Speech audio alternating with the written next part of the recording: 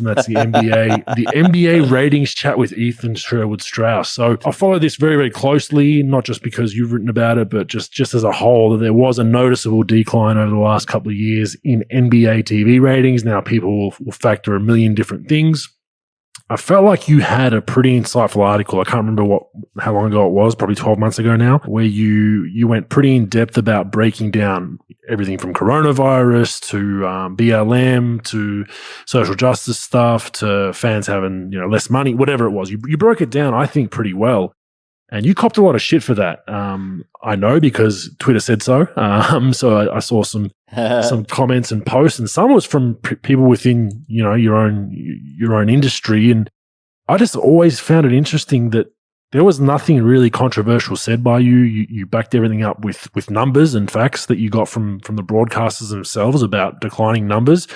Whereas when I see different journalists out there that are on the NBA beat, either nationally or within a team, there's a lot of spin with the way they write it. I mean, we laughed about it probably 10 episodes ago, Pro, where it was like NBA ratings at an all-time high, but they're down, or something. It was something worded along those lines, and you're like, no, I think it was it was like NBA ratings impressed despite all-time low. Yeah, I think it was for the All-Star game. What? Like, what's going on here? But you're one of the few guys that at least had the balls to write what I think is the truth. The ratings are going down, and it's not the end of the world, and it's not because of one particular thing. But talk to us a little bit about digging into that, and once you realize that things were dropping. And I mean, I want you to touch on kind of a little bit of did you get backlash within your own group of people essentially in your group chats, or was it kind of just kept quiet like the elephant in the room? Well, that article, not to give too much away about our back end stats, I think is my most read article, subscribed to article. So there is this funny chasm between Twitter criticism and actually what people like to read and what they'll reach out to you in private and they'll say, good article. And I didn't know anybody else was thinking about this or talking about this. And that was that article for me. And I started to notice it because I always paid attention to it. I'm just a nerd about that stuff. I'm fascinated about why is something resonating? Why is something a hit versus why is something not a hit, or what's even a hit? And to me, it's a pretty big deal. And I also cared about the NBA. So I was invested in, okay, is the NBA really getting better? Is it getting bigger? It seemed like the Steph Curry era, for instance, and the 73 wins, that the NBA really had that zeitgeist and was just absorbing a lot of the gravity in the sports world at that moment. So I'm always tracking that stuff. I'm always into it. I'm always interested in it. And I started to notice that it was going the other direction. And I think one of the reasons why my article got a lot of readership and a lot of backlash is because what was being said was completely the opposite of what we were being told otherwise. And there was just this big disconnect. And a lot of people were surprised because they were constantly fed, and it's adjusted. So it's almost forgotten. Like the conversation around it is already adjusted a bit. But for years, it was NBA on the up and up and up, straight to the moon, sport of the future. You can go back and see various prestigious publications saying that it would overtake the NFL. I mean, you can go back and you can read that. Around 2017, 2016, when the Warriors were killing it, when the NFL had these concussion scandals. And to constantly be told this, but the reality, when you actually look at the measurable interest within the United States, it's dropping like a stone. Eventually, I just added it up. I mean, it was basic math. It didn't even require much in the way of division and multiplication. And it was, on ABC, their numbers are down 45% within 8 years. They've lost effectively half their audience. And that was before the pandemic. Now, with the pandemic season, they have lost half of their audience in 9 years, half the NBA viewership.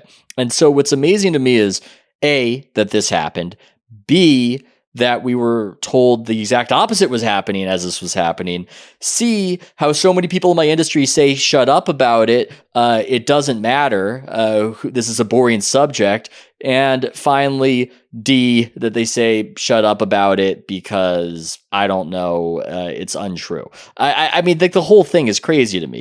It's basic, it's numbers, it's math, and anything you want to say about streaming or this or that isn't captured, I just don't think is true, because over that same time period, the NFL and the MLB were flat. So this was clearly an NBA specific issue. And for anybody who wants to say that it only affects how much money ends up in Joe Lacob's pocket or whatever, I mean, it changed the league. The reason you guys are talking about the play-in tournament is because the ratings collapsed. The NBA will never say that, but that's what happened. Interest in the regular season completely collapsed. And the NBA, I think to their credit on this front, they're trying to juice the numbers back up, and they're trying to return some interest and intrigue to the regular season. Because guess what?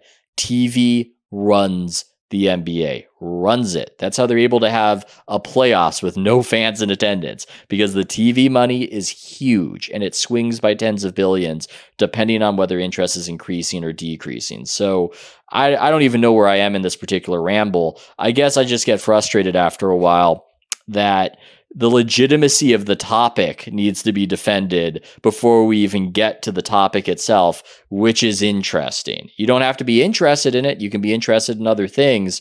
But if it is something you want to look into, there's a lot there. And at least for me, it's something I enjoy writing about. I think it's warranted. I think that there definitely is some smoke to it, and I noticed exactly the same thing. I noticed you were called numerous names for penning these articles at times, and then I also noticed there was some journalists saying, "Why does it matter? Let's stop talking about it. Who cares? This is so last year. Nothing. Let's move on. The NBA is still doing well." It's just, to me, that solidified that I think it is a concern. I think it is a concern for the NBA. It's a cope. Let's face it. Let's be real about it. You don't need to be the greatest psychoanalyst to see it. They wouldn't be saying it if the news was good.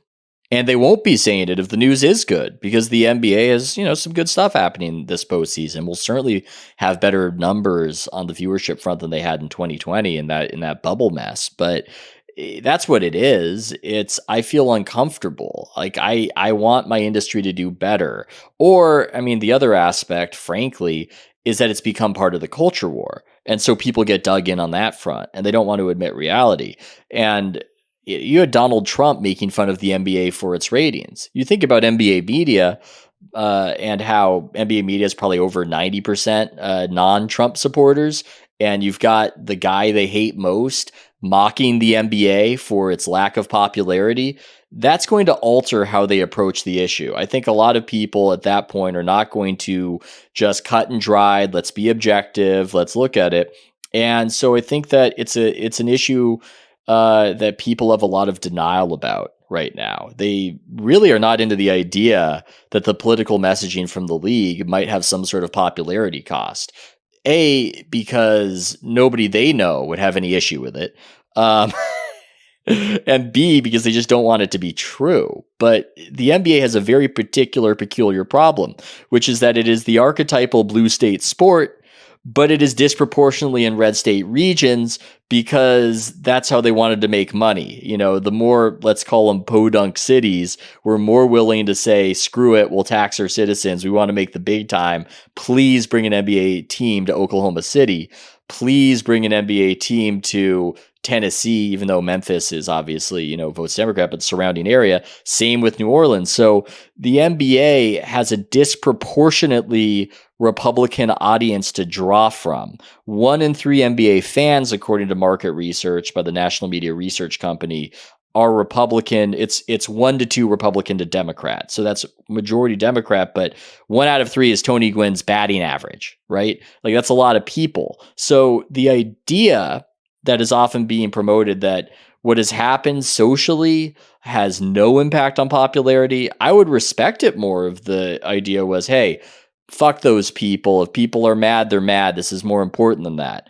That would be honest. I think what's dishonest is to say the messaging is brave and heroic, and by the way, everybody loves it. That makes no goddamn sense. Yeah, and I think that's where it gets muddied. It gets muddied because politics is involved, and it becomes tribal like anything else. Like we talked about the fans before.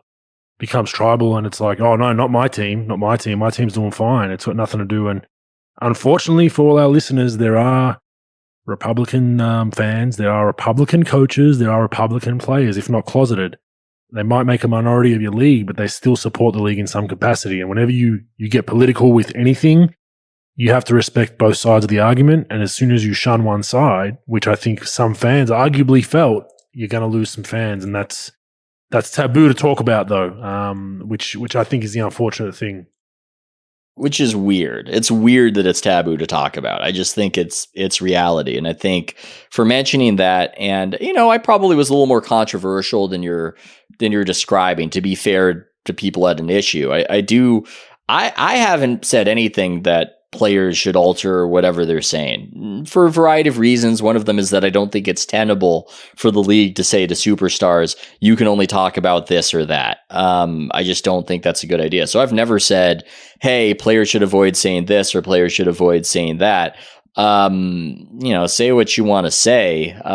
But I think where it's gotten weird, actually, and I mentioned in the article, it's some of these coaches obviously afraid for their jobs, obviously afraid of not being able to connect with their players, and are overcompensating in public to a ridiculous degree that just doesn't feel authentic. And nobody around them is saying that. Certainly not a lot of people in NBA media are saying that.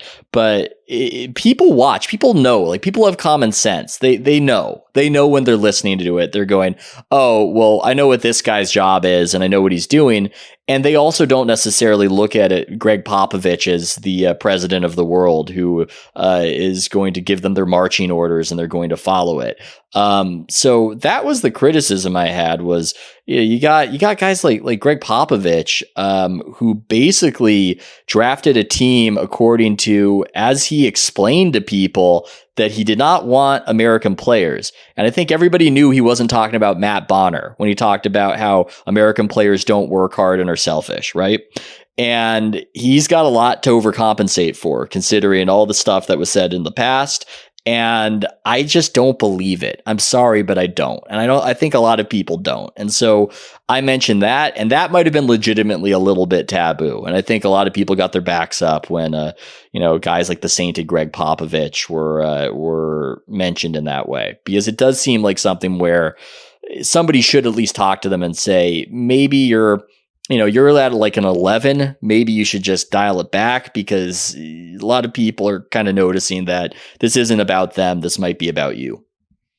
Fair enough. Definitely fair enough. And yeah, it's just an interesting time. Whenever politics get involved in anything, things get skewed, analytics get skewed, stats get skewed. And I think we see it in this case. I think there's not an end of the world issue for the NBA with ratings, but there is a steady decline that needs to be spoken about objectively. And we don't need to sit here and cry over spilt milk. But